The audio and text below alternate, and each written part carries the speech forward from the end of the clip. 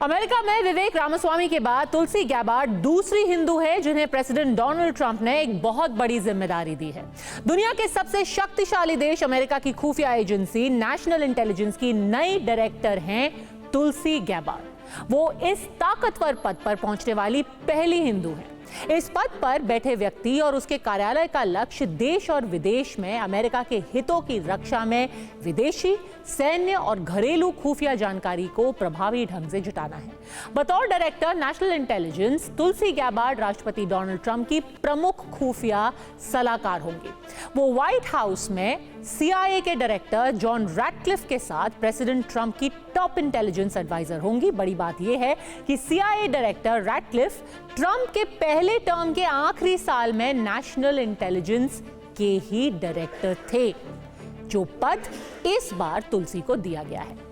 DNI के पद पर रहते हुए तुलसी गैबार्ड अमेरिका की 18 खुफिया एजेंसियों की देखरेख करेंगी और इसके साथ ही ट्रंप के लिए एक डेली ब्रीफ तैयार करेंगी। डेली ब्रीफ यानी कि वो लिखित खुफिया जानकारी जो हर सुबह अमेरिकी राष्ट्रपति के लिए जुटाई जाती है। ये पद कितना जरूरी है, इसे आप इसके गठन के इतिहास से समझ सकते हैं। अमेरिका में 11 सितंबर 2001 के आतंकी हमले के बाद डायरेक्टर नेशनल इंटेलिजेंस के पद की सिफारिश की गई। अमेरिका की संसद में इसे लेकर कानून बनाया गया और फिर राष्ट्रपति जॉर्ज बुश के कार्यकाल में फरवरी 2005 में जॉन डी नेग्रोपॉन्ट को पहला डायरेक्टर नेशनल इंटेलिजेंस यानी कि DNI अपॉइंट किया गया। अभी बाइडेन सरकार में मौजूदा DNI एवरिल हेन्स हैं, जो इस पद पर पहुंचने वाली पहली महिला है और अब उनकी जगह लेंगी, यानी कि अब तुलसी गैबार्ड इस ओहदे पर पहुंचेंगी और बन जाएंगी दूसरी महिला और पहली हिंदू जो कि DNI अपॉइंट हुई हैं। कुल मिलाकर तुलसी गैबार्ड को प्रेसिडेंट ट्रंप ने एक बहुत बड़ी जिम्मेदारी सौंपी है। डायरेक्टर नेशनल इंटेलिजेंस का दायरा इतना बड़ा है कि इसकी तुलना भारत या किसी और देश की किसी खास खुफिया एजेंसी से करना बहुत मुश्किल है, क्योंकि DNI के अंदर एक या दो नहीं बल्कि 18 खुफिया एजेंसियां आती हैं। तुलसी गैबार्ड हिंदू जरूर है, उनके नाम से बहुत लोग उन्हें भारतीय भी समझ लेते हैं, लेकिन ऐसा है नहीं। ऐसे में आज आप ये भ्रम भी पूरी तरीके से दूर कर लीजिए। 43 साल की तुलसी गैबार्ड का जन्म साल 1981 में अमेरिकी समोआ में हुआ। उनके पिता का नाम माइक गैबार्ड और मां का नाम कैरल गैबार्ड है। वो गैबार्ड दंपत्ति की 5 संतानों में से एक है। 1983 में जब तुलसी 2 साल की ही थी तो उनका परिवार अमेरिका के हवाई राज्य में आकर बस गया। हवाई में आने के बाद उनकी मां कैरल ने हिंदू धर्म अपनाया, जबकि उनके पिता रोमन कैथोलिक ईसाई थे। हिंदू धर्म के प्रभाव के कारण ही कैरल ने अपने बच्चों के हिंदू नाम रखे। तुलसी अमेरिकी आर्मी नेशनल गार्ड में 2 दशक से ज्यादा वक्त तक सेवा दे चुकी हैं। वो अमेरिका सेना की रिजर्व बटालियन में अभी लेफ्टिनेंट कर्नल के पद पर हैं। तुलसी अमेरिका सेना की तरफ से मिडिल ईस्ट और अफ्रीका में तैनात भी रह चुकी हैं। इराक की जंग में शामिल होने के लिए उन्हें कॉम्बैट मेडिकल बैज से भी सम्मानित किया गया। अमेरिका में ट्रंप के विरोधी तुलसी को डायरेक्टर नेशनल इंटेलिजेंस बनाने के फैसले की आलोचना कर रहे हैं। उन्हें खुफिया सेवा के लिहाज से अनुभवहीन यानी कि इनएक्सपीरियंस बताया जा रहा है। लेकिन विरोध करने वाले ये भूल जाते हैं कि तुलसी एक सैनिक भी हैं जो अमेरिका के लिए जंग लड़ चुकी हैं। ट्रंप कैबिनेट में नई जिम्मेदारी मिलने के बाद उनका आर्मी ट्रेनिंग का एक ये वीडियो तेजी से वायरल हो रहा है। 1 मिनट के इस वीडियो में तुलसी कभी हथियार चलाती हुई नजर आ रही हैं तो कभी कड़ी फिजिकल ट्रेनिंग से गुजरती दिख रही हैं। एक सैनिक के साथ साथ वो अमेरिका की एक सफल राजनीतिज्ञ भी हैं। सिर्फ 21 साल की उम्र में वो डेमोक्रेट पार्टी से हवाई स्टेट हाउस ऑफ रिप्रेजेंटेटिव्स की सदस्य निर्वाचित हुई। लेकिन इराक में जब जंग छिड़ी तो उस वजह से वो दोबारा चुनाव नहीं लड़ी और अमेरिकी सेना में सेवा देने के लिए सीधा इराक पहुंच गई। इसके बाद 2013 से 2021 तक वो लगातार 2 बार हवाई राज्य से अमेरिकी संसद के निचले सदन हाउस ऑफ रिप्रेजेंटेटिव्स के लिए चुनी गई।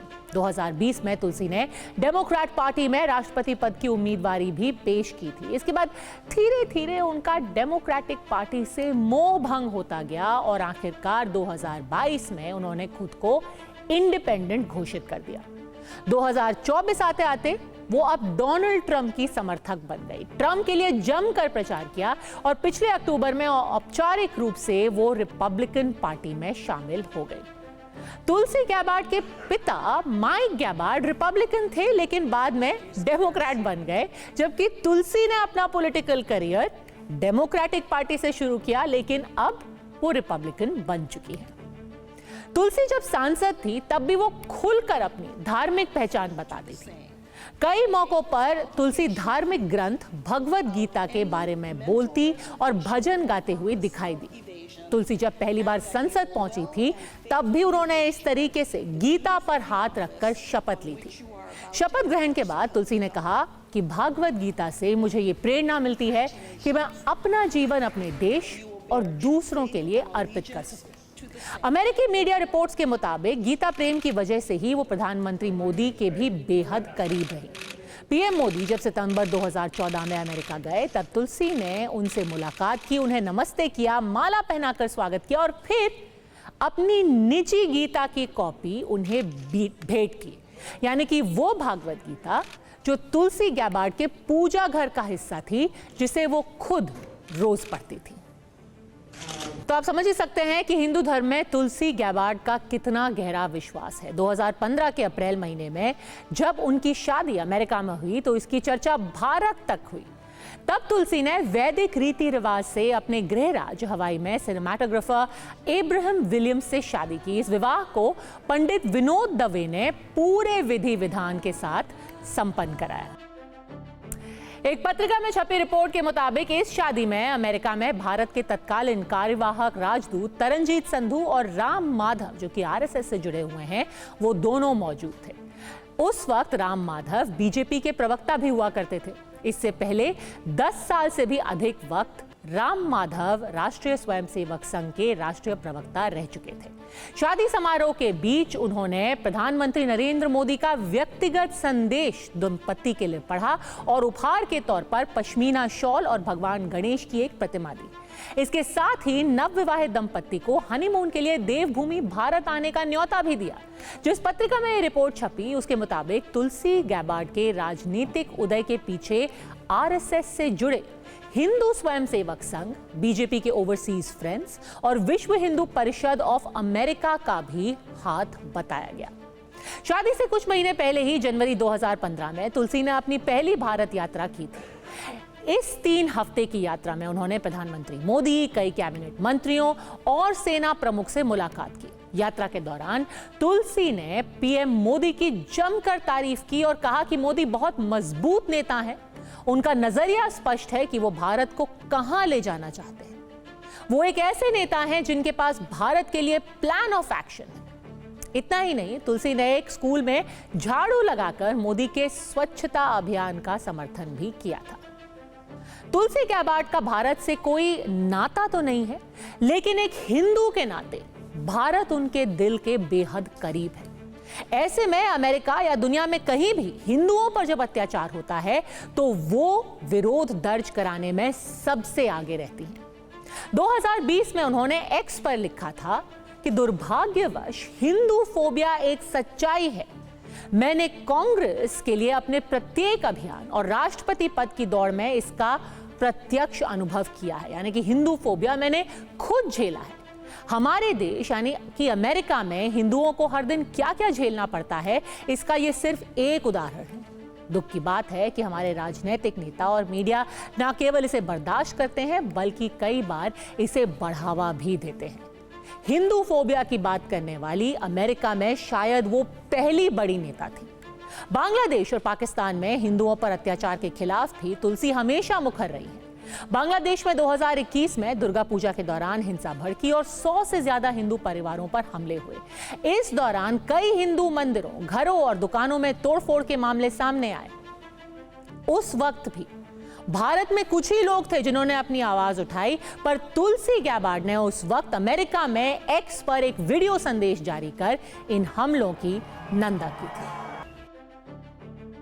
तुलसी गैबार्ड पाकिस्तान को आतंकवाद को शह देने से बाज आने की भी नसीहत दे चुकी हैं। 2019 में जब पुलवामा आतंकी हमला हुआ तो उन्होंने पाकिस्तान की सरकार को सोशल मीडिया के जरिए जमकर फटकार लगाई थी।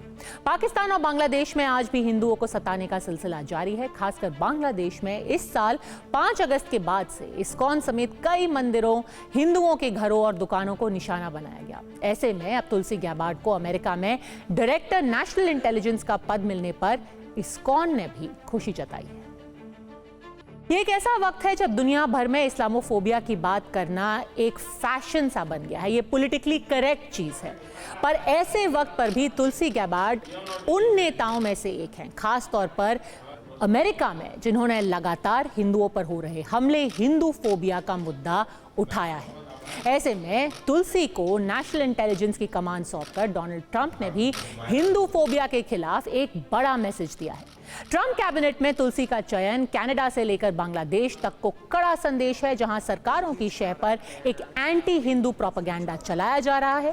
साथ ही साथ उन लोगों को भी चेतावनी है जो लगातार इस्लामिस्ट आतंक को बढ़ावा देते हैं, उनको शह देते हैं। अब खबर भारत के पड़ोसी मुल्क बांग्लादेश से, जहां से कभी भारत के संबंध अच्छे रहे हैं, लेकिन शेख हसीना सरकार के तख्तापलट के बाद से भारत के साथ संबंध बिगड़ रहे हैं। इसकी वजह है बांग्लादेश की सत्ता पर काबिज यूनुस सरकार, जो कट्टरपंथियों के हाथ की कठपुतली बनी हुई है। और अब कट्टरपंथी ना सिर्फ सरकार पर हावी हैं, बल्कि वो यूनुस सरकार से जहरीले फरमान भी जारी करा रहे हैं। इसका सबसे ज्यादा नुकसान बांग्लादेश में रहने वाले अल्पसंख्यकों को हो रहा है। अब बांग्लादेश सरकार संविधान में एक साथ कई संशोधन करने की तैयारी में है, जिसके जरिए अल्पसंख्यकों को मिलने वाले अधिकारों पर ही अंकुश लग सकता है। साथ ही बांग्लादेश में लोकतंत्र का दमन भी हो सकता है। इसके लिए अटॉर्नी जनरल ने हाई कोर्ट में एक याचिका डाल दी है, जिस पर सुनवाई के दौरान कई ऐसे तर्क दिए गए जो साफ इशारा कर रहे हैं कि बांग्लादेश अब पाकिस्तान बनने के रास्ते पर चल चुका है।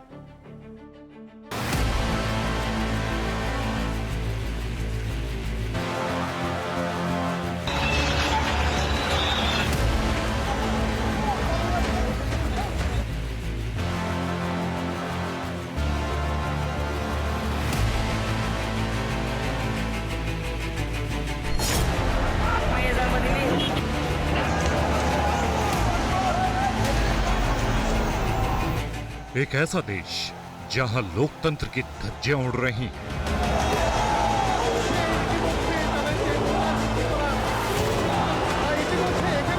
एक ऐसा देश जहां अराजकता हावी है,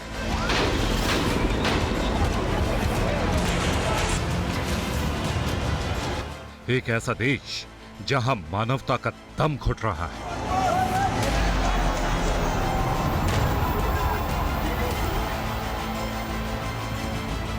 एक ऐसा देश जहां अल्पसंख्यकों पर अत्याचार लगातार बढ़ता जा रहा है।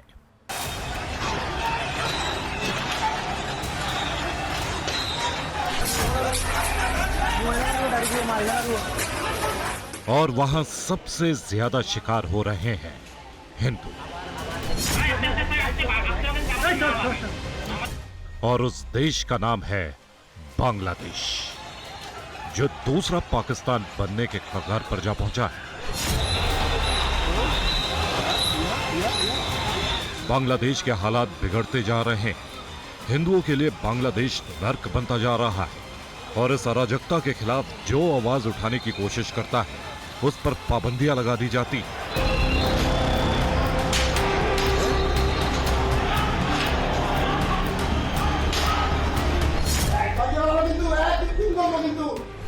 कट्टरपंथ के शिकंजे में फंसते बांग्लादेश से एक और खबर आई है, जिससे साबित हो गया है कि आने वाले भविष्य में बांग्लादेश को अंधेरे कुएं में धकेलने की पूरी तैयारी की जा रही है। बांग्लादेश सरकार ने कहा है कि देश में सेक्युलरिज्म की कोई जरूरत नहीं है। अब संविधान से धर्मनिरपेक्ष शब्द हटाने की तैयारी है। पाकिस्तान के अटॉर्नी जनरल मोहम्मद असदुज्जमा ने हाईकोर्ट में सुनवाई के दौरान कहा, बांग्लादेश में 90% मुसलमान हैं। समाजवाद, धर्मनिरपेक्षता बांग्लादेश की वास्तविकता से मेल नहीं खाते। पाकिस्तान के अटॉर्नी जनरल मोहम्मद अज़दुज़्ज़मा ने सिर्फ सेक्युलर ही नहीं बल्कि कई और शब्दों को बांग्लादेश के संविधान से हटाने के लिए कोर्ट में कहा। जो शब्द हैं उन्हें जान लीजिए। धर्मनिरपेक्षता, समाजवाद, बंगाली राष्ट्रवाद। इतना ही नहीं, उन्होंने मुजीबुर रहमान को राष्ट्रपिता मानने से इनकार किया है। हाईकोर्ट में संविधान संशोधन पर याचिका की सुनवाई के वक्त कई तर्क दिए, जिसमें कहा 30 जून 2011 को बांग्लादेश संसद के 15वें संविधान संशोधन को रद्द किया जाए, जिसमें मुजीबुर रहमान को राष्ट्रपिता कहा गया है। शेख मुजीबुर रहमान को राष्ट्रपिता के रूप में लेबल करने सहित कई संशोधन राष्ट्र को बांटते हैं और अभिव्यक्ति की आजादी में बाधा डालते हैं। 15वें संशोधन को बरकरार रखना मुक्ति संग्राम, 1990 और 2024 की क्रांति की भावना को कमजोर करता है। यानी बांग्लादेश के संविधान से उन तमाम शब्दों को हटाए जाने की तैयारी की जा रही है जो किसी भी लोकतंत्र की आत्मा होते हैं। अगर ऐसा हो गया तो बांग्लादेश एक ऐसा देश बन जाएगा जो कट्टरपंथी के हंटर से बर्बादी के रास्ते चलने लगेगा। बांग्लादेश के अटॉर्नी जनरल सरकार की तरफ से पक्ष रख रहे हैं। जाहिर है उनकी जुबान में अल्फाज उन्हीं कट्टरपंथियों के हैं जो बांग्लादेश के मौजूदा माहौल के लिए जिम्मेदार हैं। उसमें अंतरिम सरकार के प्रमुख मोहम्मद यूनुस भी शामिल हैं, जो कट्टरपंथियों की कठपुतली बन चुके हैं।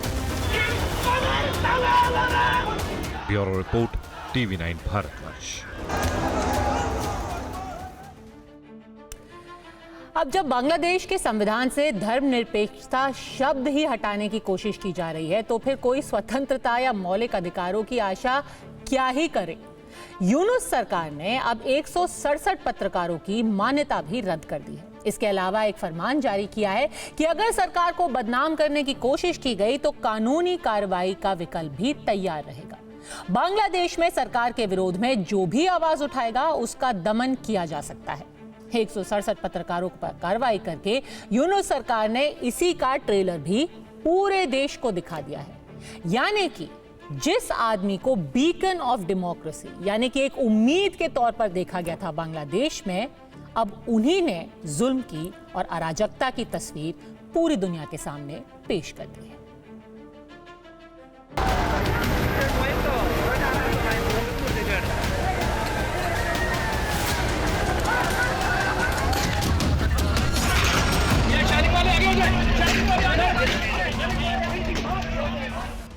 पाकिस्तान और बांग्लादेश की स्थिति में ज्यादा फर्क नहीं है। ढाका और इस्लामाबाद के बीच की दूरी भले ही 2000 किलोमीटर, लेकिन कट्टरपंथ की आग में दोनों देश एक साथ झुलस रहे हैं। पाकिस्तान में भी हिंदुओं पर अत्याचार की खबरें आती रहती हैं और बांग्लादेश में तो सरकार और सेना भी अल्पसंख्यकों की सुरक्षा करने में नाकाम है। बांग्लादेश से रोज भयावह तस्वीरें सामने आ रही हैं। रोज ही हिंदुओं पर जुल्म के वीडियो सामने आ रहे हैं और अब इन तस्वीरों को दिखाने वाली प्रेस पर भी अंकुश लगाने की तैयारी है।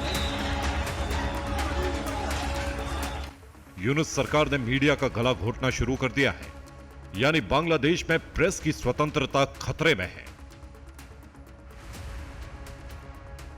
167 पत्रकारों की मान्यता रद्द कर दी गई है।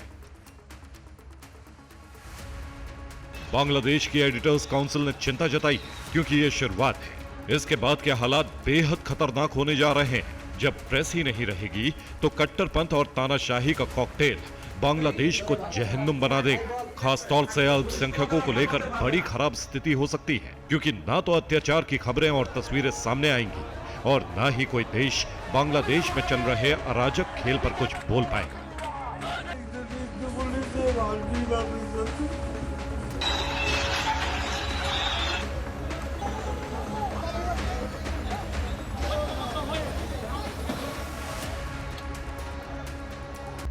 बांग्लादेश की एडिटर्स काउंसिल ने अंतरिम सरकार द्वारा 167 पत्रकारों की मान्यता रद्द करने के निर्णय पर कहा है, हम 167 पत्रकारों की मान्यता रद्द करने की निंदा करते हैं। सरकार की यह कार्रवाई प्रेस की स्वतंत्रता को खतरे में डालती है। इस कदम से सेंसरशिप का खतरा पैदा होता है और लोकतांत्रिक माहौल भी कमजोर होता है। सरकार के प्रेस सूचना विभाग ने 3 चरणों में 167 पत्रकारों की मान्यता रद्द की है, जिसमें अनुभवी पत्रकार और कई संपादक शामिल हैं, जो लगातार अल्पसंख्यकों से जुड़ी खबरें दिखा रहे थे और अंतरिम सरकार की कार्यशैली पर सवाल उठा रहे थे।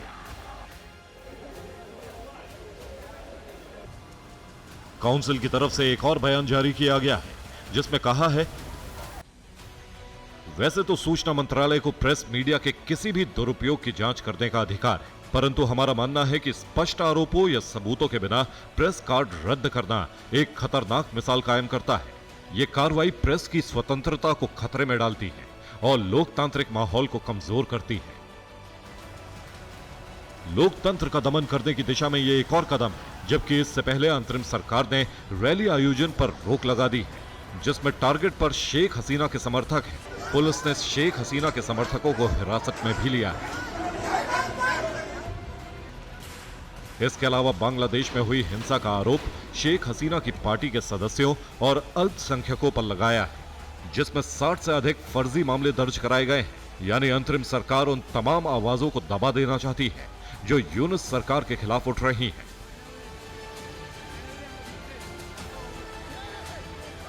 इसका सीधा मतलब है कि बांग्लादेश पाकिस्तान बनने की तरफ बढ़ रहा है, जहां सिर्फ और सिर्फ अराजकता हावी है और आवाम इस खतरे में नर्क जैसी जिंदगी जीने को मजबूर है, जिसमें सबसे ज्यादा पिसने वाले अल्पसंख्यक हैं। Bureau report, TV9 Bharatvarsh.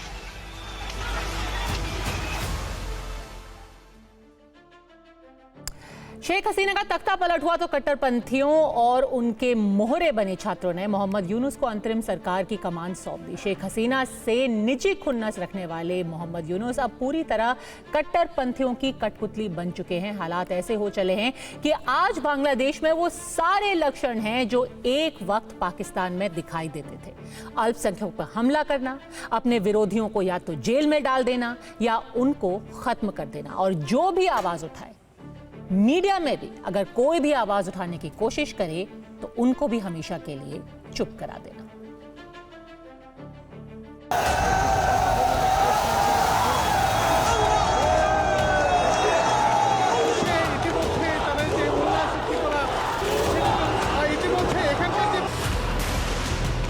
हालांकि अभी कुछ लोगों पर कट्टरपंथी चश्मा चढ़ा हुआ है। ये वही लोग हैं जो हिंदुओं को टारगेट कर रहे हैं, उन्हें बांग्लादेश से मार भगा देना चाहते हैं। बांग्लादेश में हालात कितने भयावह हो चुके हैं, उन्हें बांग्लादेश सरकार के कुछ बड़े फैसलों से समझिए। संविधान से धर्मनिरपेक्ष शब्द हटाने की तैयारी, शेख मुजीबुर रहमान का राष्ट्रपति का दर्जा हटाने की तैयारी, राष्ट्रपति भवन से शेख मुजीबुर रहमान की फोटो हटाना, 167 पत्रकारों की मान्यता रद्द करने का फैसला, हिंदू धार्मिक संगठन इस्कॉन को आतंकी संगठन कहना, इस्कॉन के सदस्यों पर हिंसा का आरोप लगाना, दुर्गा पूजा पर लाउडस्पीकर लगाने पर रोक लगाना। इसके अलावा बांग्लादेश में हुई हिंसा में सबसे ज्यादा टारगेट पर हिंदू थे, जबकि बांग्लादेश की पुलिस ने हमला करने वालों को नहीं पकड़ा, बल्कि कई हिंदुओं को हिरासत में लेकर उन पर हिंसा का आरोप लगा दिया। यानी बार बार हिंदुओं को लेकर बेहद सख्त तेवर अपनाए जा रहे हैं। जो हालात बांग्लादेश में हैं, वो बेहद खौफनाक हैं। एक के बाद एक कट्टरपंथी फैसले लिए जा रहे हैं। इन फैसलों से सबसे ज्यादा डरे हुए हिंदू समुदाय के लोग हैं, क्योंकि वो शेख हसीना की सरकार के तख्ता पलट के बाद से ही हाशिए पर हैं, जुल्म के शिकार हो रहे हैं। अब सवाल उठ रहा है कि आखिर उनकी जिंदगी की सलामती की गारंटी कौन देगा, क्योंकि खुद मोहम्मद यूनुस कट्टरपंथियों के इशारे पर फैसले ले रहे हैं। अब जब संविधान से ही धर्मनिरपेक्ष शब्द हटा दिया जाएगा तो बांग्लादेश दूसरा पाकिस्तान बन जाएगा। ऐसे में जो कुछ पाकिस्तान में हिंदुओं के साथ होता आया है, वो बांग्लादेश में कैसे रुक पाएगा, इसका जवाब किसी के पास नहीं है। Bureau report, TV9 Bharatvarsh. परवाह देश की के तीसरे हिस्से में अब बात चीन के उस हथियार की जिससे भविष्य के युद्ध की तस्वीर बदल सकती है। चीन के इस हथियार की चर्चा दुनिया भर में हो रही है। चीन अक्सर शक्ति प्रदर्शन करके दुनिया को यह दिखाता है कि उसके पास एक से बढ़कर एक अत्याधुनिक हथियार है। अब चीन छठी पीढ़ी का फाइटर जेट बनाने जा रहा है। आखिर चीन के 6th जनरेशन फाइटर जेट की सच्चाई है क्या, या फिर हमेशा की तरह ही चीन एक नया प्रोपेगेंडा शुरू कर रहा है?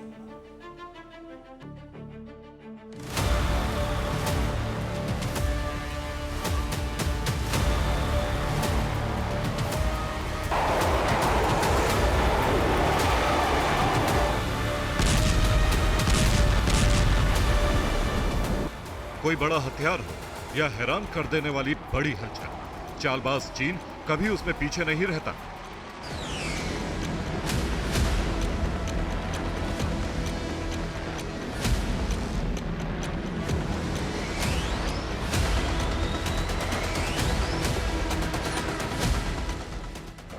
शिगुफेबाज चीन ने एक बार फिर एक नए विध्वंसक की झलक दिखाकर हड़कंप मचा दिया है।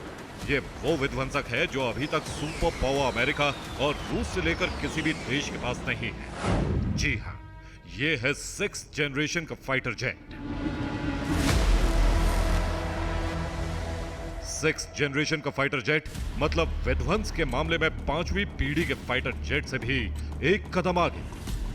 5वीं पीढ़ी का लड़ाकू विमान यानी भविष्य के युद्ध की पूरी तस्वीर बदल जाएगी।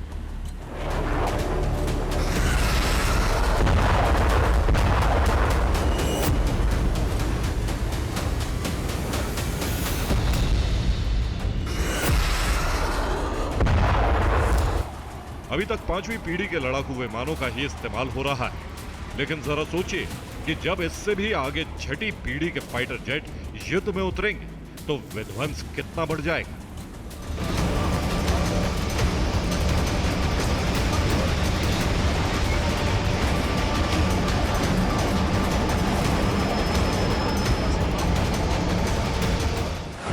हमेशा हथियारों और युद्ध की बात करने वाला विस्तारवादी चीन फिलहाल अपने एयर शो में घातक हथियारों का शक्ति प्रदर्शन कर रहा है। अपने विध्वंसक लड़ाकू विमानों को दिखाकर अपना दम दिखाने की कोशिश कर रहा है। दुनिया भर में अब चीन के 6ठी पीढ़ी के फाइटर जेट की चर्चा तेज हो रही। क्या ये चीन का कोई नया पैतरा है? क्या ये बीजिंग का कोई नया प्रोपेगेंडा है? इसकी सच्चाई का खुलासा आज आपके सामने होगा।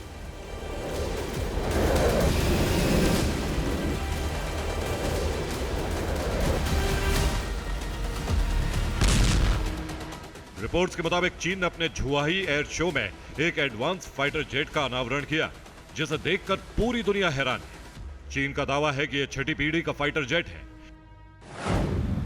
चीन के दावे के अनुसार यह विमान सुपरसोनिक स्पीड से उड़ सकता है। यह ध्वनि की गति यानी 1236 किलोमीटर प्रति घंटे की रफ्तार से उड़ान भर सकता है। इसमें पृथ्वी के वायुमंडल को पार करने की भी क्षमता है। यह अंतरिक्ष से धरती पर मौजूद टारगेट पर बमबारी कर सकता है। इसके डिजाइन में बड़े इंटरनल कंपार्टमेंट्स हैं जो घातक हथियारों को दुश्मन की नजरों से छिपा सकते हैं। इस फाइटर जेट का नाम व्हाइट एम्परर है। विमान के मॉडल को चीन के एविएशन इंडस्ट्री कॉर्पोरेशन एविक ने बनाया है। चीन के इस लड़ाकू विमान का डिजाइन किसी साइंस फिक्शन फिल्म जैसा दिखता है। हालांकि चीन जिस लड़ाकू विमान को 6ठी पीढ़ी का बताने का दावा कर रहा है, अभी यह सिर्फ एक मॉडल भर है। लेकिन चीन का दावा है कि जल्द ही वो इस लड़ाकू विमान को बना लेगा। रिपोर्ट्स के मुताबिक टेस्ट के लिए पहला मॉडल अगले साल तक तैयार किया जा सकता है। 6ठी पीढ़ी का प्रोटोटाइप बना लिया है। प्रोटोटाइप का मतलब होता है कि जैसे आपका तेजस या आप AMCA को बनाने की कोशिश कर रहे हो, आप 2026 में उसको प्रोटोटाइप को लॉन्च करोगे और बाद में जब उसको एक्चुअल हवाई जहाज बन के डिप्लॉय होगा हिंदुस्तान की फोर्स में, कम से कम 5 से 7 साल और लग जाएंगे। तो ये प्रोटोटाइप है, कई प्रोटोटाइप्स बनते हैं, उसके डिटेल उनकी टेस्टिंग वगैरह होती है, उसके एवियोनिक्स की, उसकी विजियोनिक्स की, उसकी सेफ्टी की, उसकी मेंटेनेंस की, सब टेस्टिंग के बाद में फिर उसके प्रोडक्शन मॉडल बनता है और प्रोडक्शन मॉडल बनने के बाद उनके अगेन टेस्टिंग होती है, उसके बाद में वो प्रोड्यूस होता है। चीन के दावे के अनुसार उसका 6ठी पीढ़ी का यह हथियार कई खूबियों से लैस होगा। कहा जा रहा है कि चीन का यह फाइटर जेट अपनी स्टेल्थ क्षमता को बचाए रखने में सक्षम होगा। इसमें लेजर और हाई पावर वाले माइक्रोवेव हथियार लगे होंगे। इसमें हवा से जमीन पर मार करने वाली मिसाइलें लगी होंगी। उन्नत कॉकपिट एर्गोनॉमिक्स और अत्याधुनिक एवियोनिक्स सिस्टम शामिल होगा। चीन के पास मौजूदा समय में 5वीं पीढ़ी के 2 लड़ाकू विमान हैं। इनका नाम है J-20 और J-35। एक्सपर्ट्स का मानना है कि अमेरिका से टक्कर लेने के लिए चीन को अपनी रक्षा तकनीक को अपग्रेड करने की जरूरत है। इसीलिए चीन अब 5वीं पीढ़ी के बाद 6ठी पीढ़ी के फाइटर जेट्स बनाने पर जोर दे रहा है। चीन जो है हर समय उसकी कोशिश है कि किसी प्रकार से अमेरिका से पीछे ना हो। जैसे कि मैंने कहा कि अमेरिका ने 2011 में B-21 रेडर जो 6th जनरेशन है उसका प्रोटोटाइप का टेस्ट किया। फिर 2020 में उसने इसी हवाई जहाज का जो असली लड़ाका है उसका सीक्रेट फ्लाइट किया। इसके बाद इसको डिप्लॉय किया यानी अभी तक कोई नहीं जानता, क्योंकि टोटली टॉप सीक्रेट है। चीन की ज़बरदस्त कोशिश थी कि वो अमेरिका का बराबरी कर ले, उसने ऐसे में इसका प्रोटोटाइप बनाया है और प्रोटोटाइप से एक्चुअली डिप्लॉयमेंट करने में कम से कम 10 से 15 साल लग सकते हैं। छठी पीढ़ी के फाइटर जेट को लड़ाकू विमानों की रेस में सबसे एडवांस माना जाता है। ये लड़ाकू विमान पारंपरिक और अंतरिक्ष युद्ध दोनों में बेहद सटीक ढंग से काम कर सकते हैं। हालांकि छठी पीढ़ी के लड़ाकू विमान अभी विकसित किए जा रहे हैं। और अब भारत के पावर पंच की बात करते हैं। मिडिल क्लास टैक्स पेयर्स को एक बड़ी राहत मिली है। मोदी सरकार के 10 साल के कार्यकाल में मिडिल क्लास के टैक्स पेयर्स पर टैक्स का बोझ कम हुआ, जबकि दूसरी तरफ मोटी कमाई करने वाले टैक्स पेयर्स पर टैक्स बढ़ा है। क्या है इसका मतलब, देखिए इस रिपोर्ट।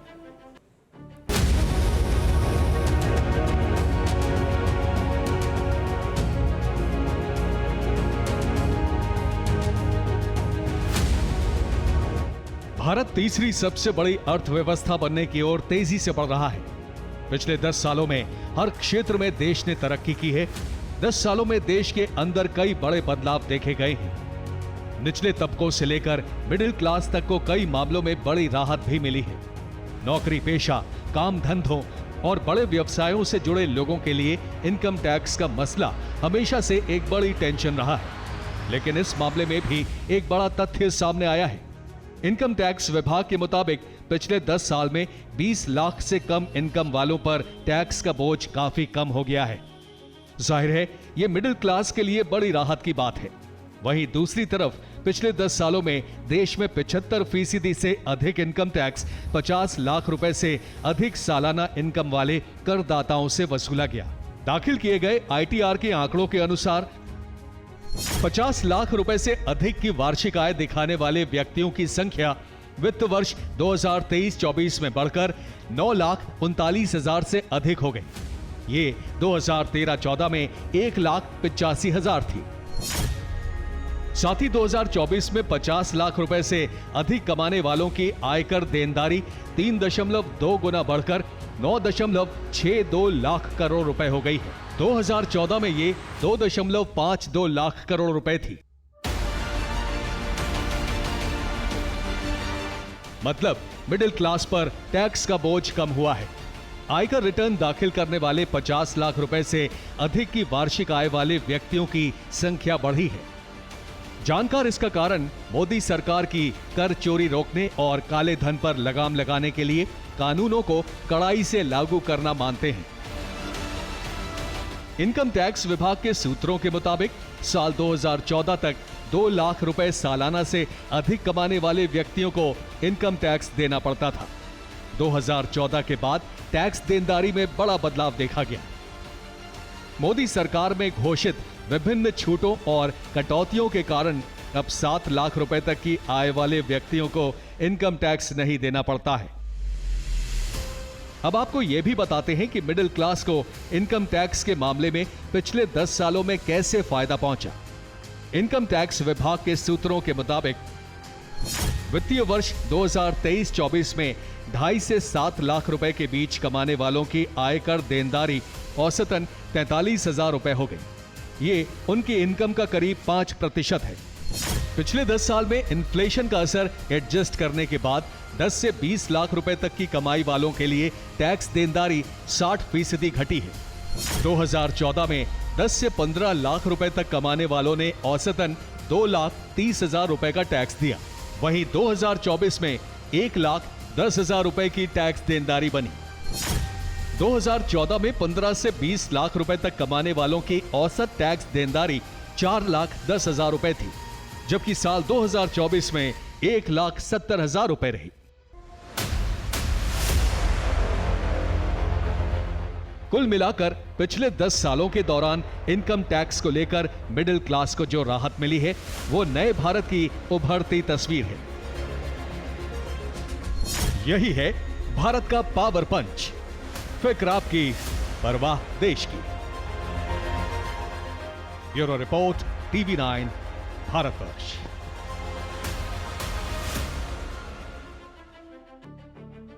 तो आज का सफर बस यहीं तक। कल फिर होगी मुलाकात 9:50 पर मिलकर करेंगे परवाह।